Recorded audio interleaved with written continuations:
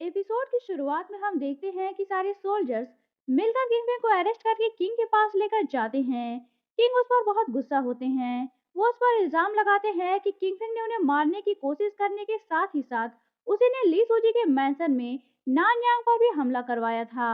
Kingpin उन्हें काफी सफाई देने की कोशिश करता है कि उसने ऐसा कुछ नहीं किया, पर किंग उसकी कोई भी बात सुनने के लिए राजी नहीं होते। तभी वहां नानयांग भी पहुंच जाती है और वो किंगपिन को सेव करने के लिए किंग से कहती है कि किंगपिन ऐसा नहीं कर सकता क्योंकि वो उसे बहुत प्यार करता है, बल्कि वो दोनों ही एक दूसरे से प्यार करते हैं और वो दोनों एक दूसरे के काफी करीब आ चुके हैं। नानयांग की ये बात सुनकर किंग शॉक्ड हो जाते हैं। इस पर किंगपिन किंग से कहता है कि ऐसा कुछ भी नहीं है, हमारे बीच कुछ भी नहीं हुआ है।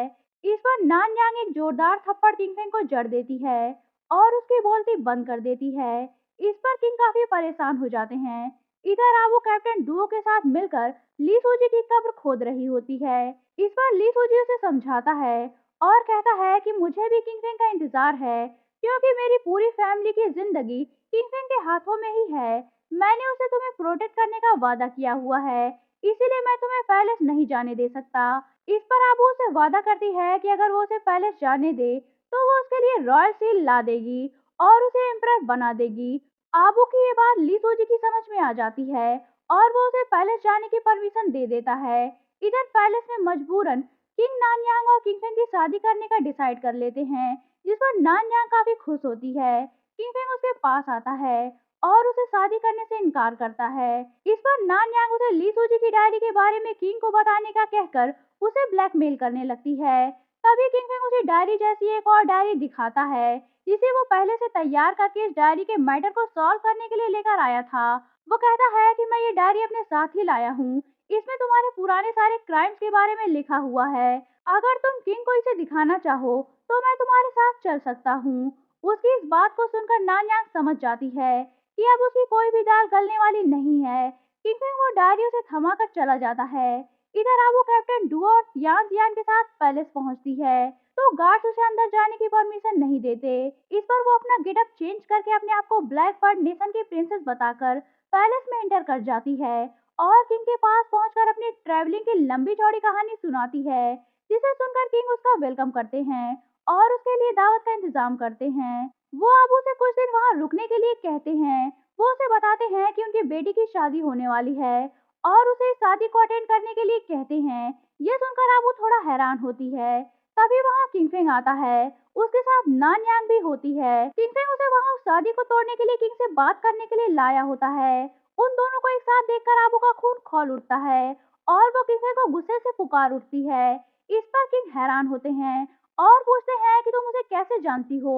इस पर आबू बात बनाते हुए कहती है कि किंगफिंग काफी बहादुर है और इसकी बहादुरी के चर्चे हमारी कंट्री में भी काफी हैं। वहाँ इसके पोस्टर भी बिकते हैं, इसीलिए मैं इसे देखकर ही पहचान गई। किंगफिंग भी उन सभी को वहां देखकर शॉक्ड होता है। इस पर नानयांग किंगफिंग से कहती है कि अगर किंगफिंग ने उसे शादी करने से मना किया तो वो उन तीनों को वहां से जिंदा जाने नहीं देगी, खासकर आबू को तो बिल्कुल भी नहीं।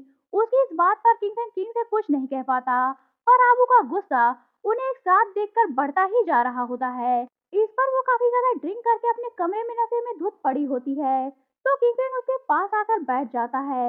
आबू नींद में बड़बड़ाते हुए उठती है और उसे एक के बाद एक कई ईंटों से मारती है, पर सारी ईंटें उसकी बॉडी पर लगने से टूट जा रही होती हैं। ये नजारा नानयांग भी देख लेती है, जिस पर वो काफी ज्यादा जेलस फील करती है। किंगफिंग वहीं बैठा पूरी रात बिता देता है। फिर नेक्स्ट मॉर्निंग वहाँ कैप्टन डुओ आकर बताते हैं कि उसे किंग ने बुलाया है। इस पर किंगफिंग किंग के पास जाता है। किंगफिंग के वहां से जाने के बाद आबू की नींद खुलती है और वो अपने पास ढेर सारी टूटी फूटी ईंटों को देखकर समझ जाती है कि उसके पास पूरी रात किंगफिंग मौजूद था। वो वहाँ किंगफिंग की मौजूदगी को महसूस करके खुश होती है। तभी वहाँ नानयांग आ जाती है और उसके दिमाग में किंगफिंग के खिलाफ ढेर सारी गलतफहमियां डालकर वहां से चली जाती है। इस पर आबू दोबारा सैड हो जाती है। इधर किंगफिंग किंग के पास जाता है तो किंग उसे बताते हैं कि वो नानयांग से उसकी शादी जल्द से जल्द करना चाहते हैं। किंग की ये बात सुनकर किंगफिंग डर जाता है। वो कहता है कि मैं इतनी जल्दी शादी नहीं कर सकता क्योंकि मैंने अभी गॉडफादर को इस बारे में नहीं बताया है। इस पर किंग उसे ली सूजी को लेटर लिखकर जल्द से जल्द बुलाने को कहते हैं। इस पर किंग को मजबूरन ली सूजी को बुलाने के लिए लेटर भेजना पड़ता है। वो काफी टेंशन में होता है। तभी वहाँ आबू काफी गुस्से में कैप्टन डुओ के साथ आती है। वो कैप्टन डुओ से जल्द एक स्पेसशिप का इंतजाम करने के लिए कहती है, क्योंकि अब वो अर्थ पर एक सेकंड भी रुकना नहीं चाहती थी।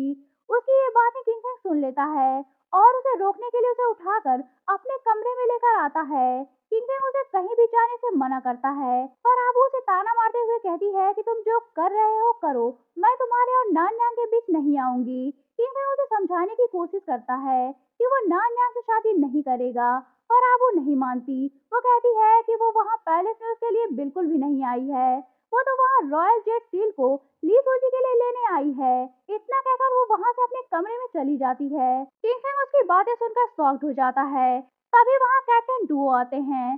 किंगफिंग कैप्टन डुओ से कहता है कि वो जल्द से जल्द एक लेटर लिखकर गॉडफादर ली सूजी के पास ले जाए और उन्हें पैलेस आने से रोके। कैप्टन डुओ की बात मानकर मैंसन वापस जाने का डिसाइड करते हैं। वो वापस मैंसन जाने की बात आबू और तियांग को भी बता देते हैं, जिस पर तियांग उन्हें ढेर सारे खाने और बहुत सारा सामान देकर विदा करती है। कैप्टन डुओ जब पैलेस के गेट पर आते हैं तो दो गार्ड्स उन्हें बाहर जाने नहीं देते। इस पर कैप्टन डुओ उन्हें बताते हैं कि वो अपनी प्रिंसेस के लिए अपनी कंट्री के पीचेस लेने जा रहे हैं, जो कि बहुत स्वीट और टेस्टी होते हैं। वो उन गार्ड से वादा करते हैं कि वो उन्हें भी वापस आकर ढेर सारे पीचेस देंगे। इस पर वो दोनों गार्ड्स मान जाते हैं। तभी वहाँ नानयांग आ जाती है और वो भी कैप्टन डुओ को बाहर जाने से रोकने की कोशिश करती है, पर तभी वहाँ किंगफिंग आ जाता है तो नानयांग उसके साथ चली जाती है। गार्ड्स भी कैप्टन डुओ को जाने देते हैं। काफी दूर चलकर जंगल में पहुंचने पर कैप्टन डुओ एक पेड़ के नीचे अपने साथ लाया हुआ खाना खाने लगते हैं। तभी वो देखते हैं कि आसमान से एक आग का गोला तेजी से नीचे आ रहा है। नीचे आकर वो गोला एक खतरनाक फीमेल स्कावेंगर रोबोट में कन्वर्ट हो जाता है और वो फीमेल खतरनाक रोबोट कैप्टन डुओ पर हमला करने लगती है। यही ये पार्ट एंड होता है। तो दोस्तों, अगर आप जानना चाहते हैं कि कहानी में आगे क्या हुआ, तो बने रहिए मेरे साथ। और अगर आपने अभी तक चैनल को सब्सक्राइब नहीं किया है, तो चैनल को सब्सक्राइब करके बेल आइकन पर क्लिक कर लीजिए, ताकि आपको हमारे आने वाली वीडियोस की इंस्टेंट नोटिफिकेशंस मिलती रहे। तो मिलते हैं नेक्स्ट वीडियो में। तब तक के लिए take care and good bye.